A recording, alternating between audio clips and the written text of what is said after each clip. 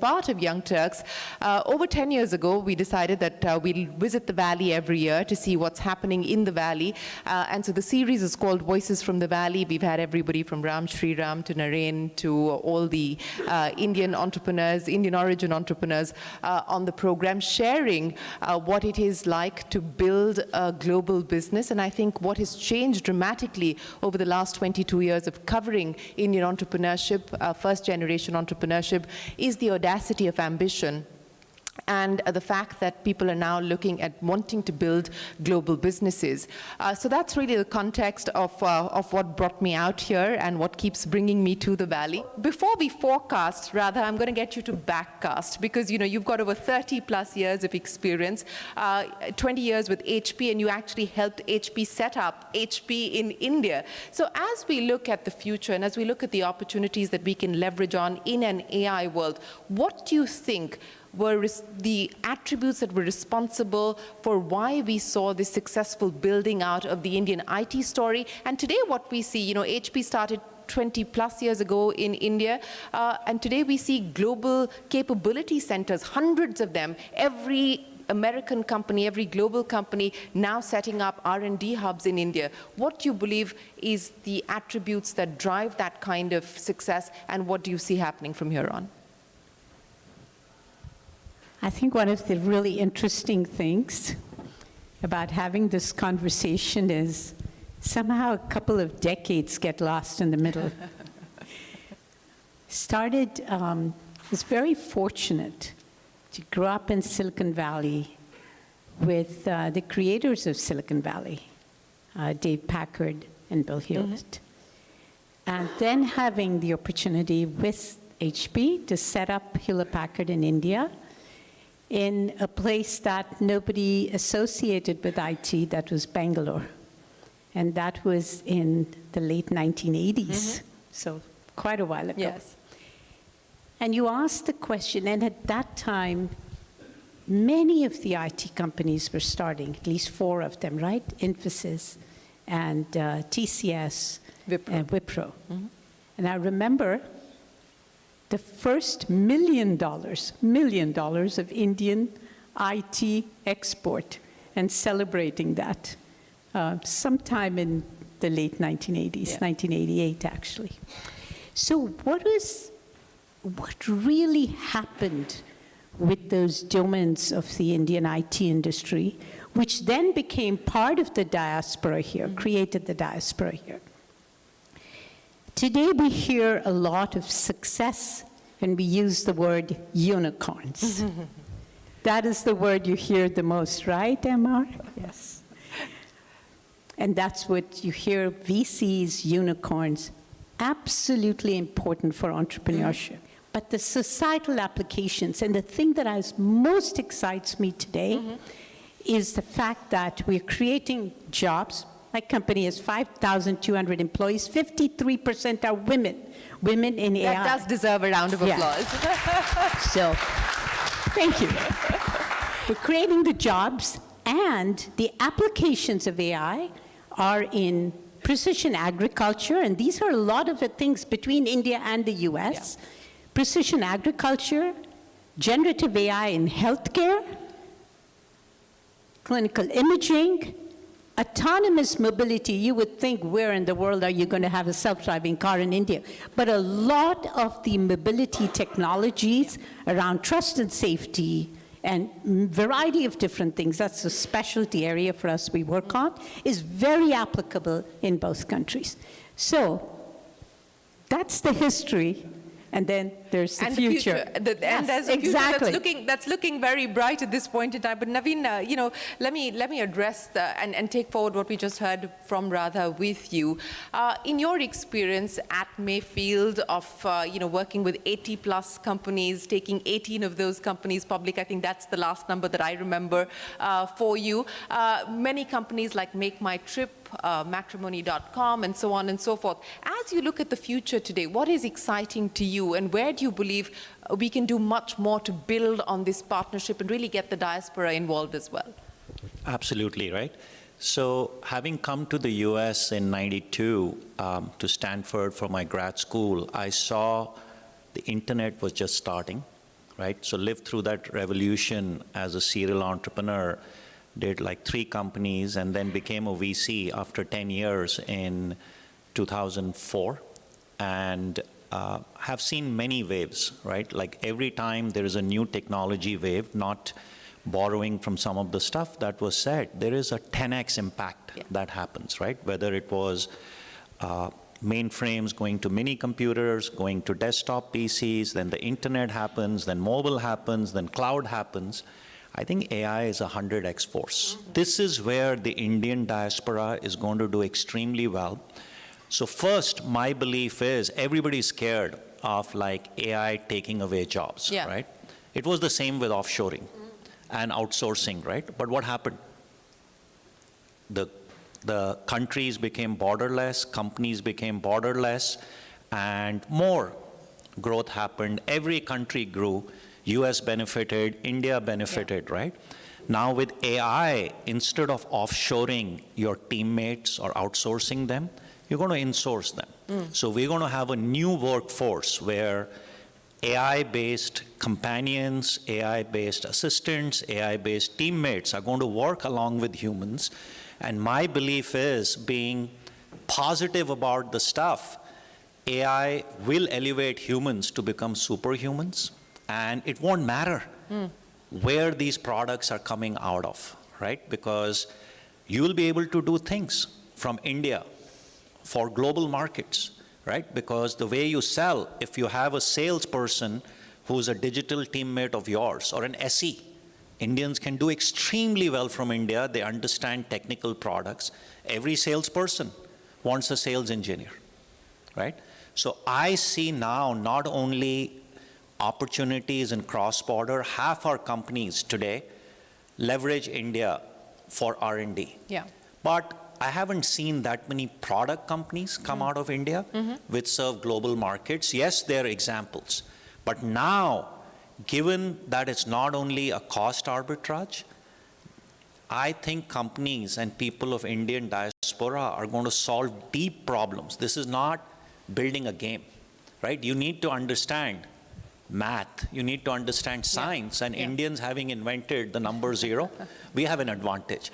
So I'm extremely bullish about the possibilities of AI and what advantages it offers to Indians, and it's going to be up and down the technology stacks. So I'm extremely bullish. I think in terms of wealth creation, success, jobs, I think it's going to be 10x more than what we have seen in every decade. It's going to fundamentally change. And humans will get solutions which weren't possible before, but humans will also be able to do things which they were never able to do before. This is going to essentially amplify our creativity. Everybody is going to have a genie to do the mundane tasks. And if you do that, think it's not only about productivity. It's just endless possibilities. Well, yes, so very bullish. And many are talking about the limitless possibilities as well as the limitless future and the democratization of technology that this will provide, hopefully will provide. Manish, let me address this issue with you as well, just taking forward from what we heard there from Navin as well as from Radha. I mean, how are you looking at this limitless future? And more importantly, you know, what do you do to try and get a piece of that? Yeah, so, we think everything from a consumer lens. Poshmark is a marketplace for fashion where consumers are buying and selling fashion. And when you think about it, there is unlimited amount of fashion available in our closets. However, digitizing it, getting it transported, et cetera, we've solved many problems, but we look to the wave of AI as really fundamentally revolutionizing it. Let me give you 3 concrete examples. First is, you look at this coat or suit I'm wearing. If you want to digitize it, with AI, it's possible to just point a camera at it and it'll automatically understand everything about it, create a digital catalog item for it, could even create a live stream on it. But what's more fundamental is it could also take this jacket and model it on 7 different people dynamically. So you could have it on an Asian person, on an Indian person, on a white person, or on all kinds of sort of ranges. So it starts to really give a power in the hands. And a lot of these models can run on your phone. So it's not even you need cloud for that.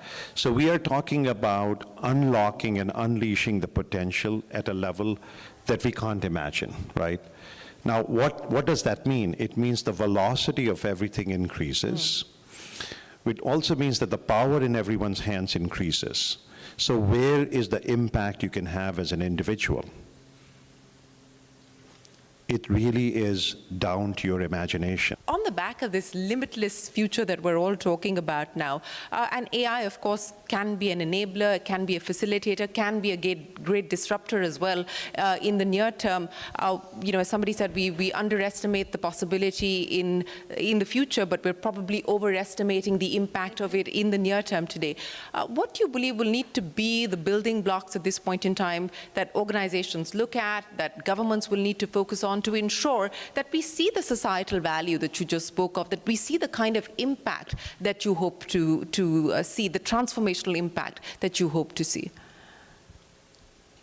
So I think it's not necessarily in the order of importance, but one of the first things I would say is that AI has made possible, in our experience, is the fact that you can skill young people from very different backgrounds. Economically, low-income backgrounds could be from a variety of different places. It does not have to be in Bangalore, Silicon Valley, and in Hyderabad or Chennai, places like that. So I think one of the investments we have to make AI ubiquitous is that fundamental investment. And doesn't mean that you have to do it as a nonprofit or anything. You have to run your 15% EBITDA. You have to do that and have your cash positive stuff. That's fundamental to the company. You have to have your revenue growth. But to be able to invest in that, because it's then your retention of people is very high. We had, even during all the years of COVID, we always had, including in those years, less than 10% attrition. And with women, it's been 6%.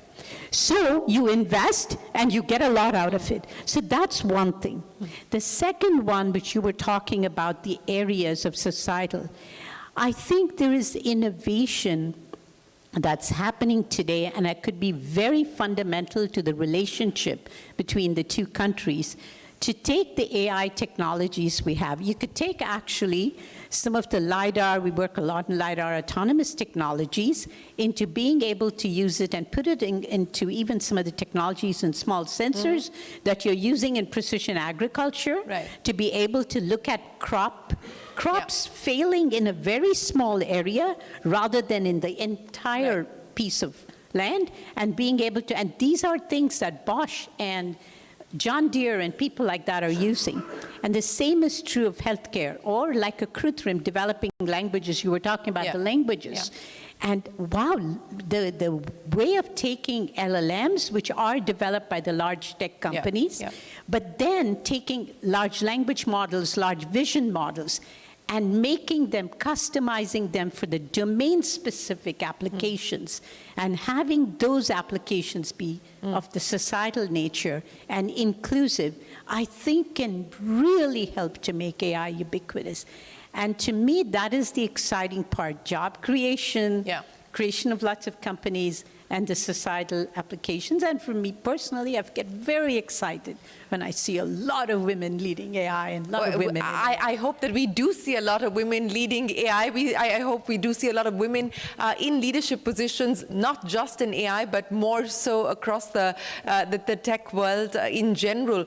But, Navin, coming back to you to pick up on what Radha said, at this point in time, are you most excited about what is likely to happen on the application layer?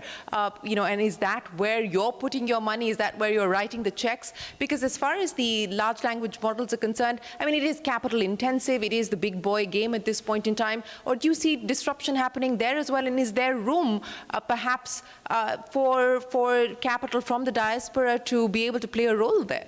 Yeah, so I think that's a great question, and we discuss this every day inside the firm with entrepreneurs. So I think for now, the work that has been done by established startups and the cloud providers and what the semiconductor guys are doing, there's enough technology, right? Has it solved all the problems? It never does that. So at the foundational model layer, there's enough tech, it'll keep improving. Now what we need to figure out is, what does a normal person do with this, right? Like, I'm a business professional in finance. Is this technology going to make it to me? I'm in marketing. How do I consume this stuff, right? Because it's like a pill, right? We call it cognition as a service, so why shouldn't I benefit from AI, right? Same thing with consumers. You talked about Poshmark, right? Figuring out what to buy is still an unsolved problem. Where to buy, you can figure that out, right? Like you just type. But what to buy is still broken, the premise on which we funded Poshmark, right? So my feeling is the opportunity will always remain at the foundational model layer, but now time has come to solve problems up the stack. So if these foundational models exist, how do I build apps? Like, because some people are saying developers is going to shrink, right? Big company CEOs are saying number of engineers will be square root of what exists. I think everybody will be a developer. Everybody will be a creator. So that's where we have to think. A normal person couldn't build a website. They can't build a mobile app. They can't solve problems. What's going to happen now? So I think enough stuff exists at version 1.1, 1.2, that let's take this, build tools so that AI can be consumed to build applications, services for both business professionals and consumers. And then you're going to have a new workforce, which is your AI teammate, which will work with you. But do you see the disruption happening more on the consumer end, less on the enterprise to start with, because of the complexities around compliance and regulation and IP and so on and so forth? Do you think the early adoption is going to be more on the consumer side? I think on the consumer side, what we have seen with ChatGPT and some of the other applications, that's already showing. ChatGPT in 2 months had as much traction like Netscape had over in a decade, the browser, right? And this happens every time, right? Like basically, if you look at it, to get to 50% market share of what your total market is, PCs took 24 years, the browser took 12, mobile took 6. This is going to happen in 2-3 years. NVIDIA has taken a week to surpass and become Apple and Microsoft and become the world's most valued company. And it's not done, right? Because it's just starting, right? Like so I think my feeling is consumer shows you the stuff with these consumer applications, what can be done. But I believe enterprises, for the reasons you described, are not ready to build stuff. But a lot of business applications, like what Microsoft is doing, Salesforce is doing, apps are going to have AI embedded in them, that you start consuming them.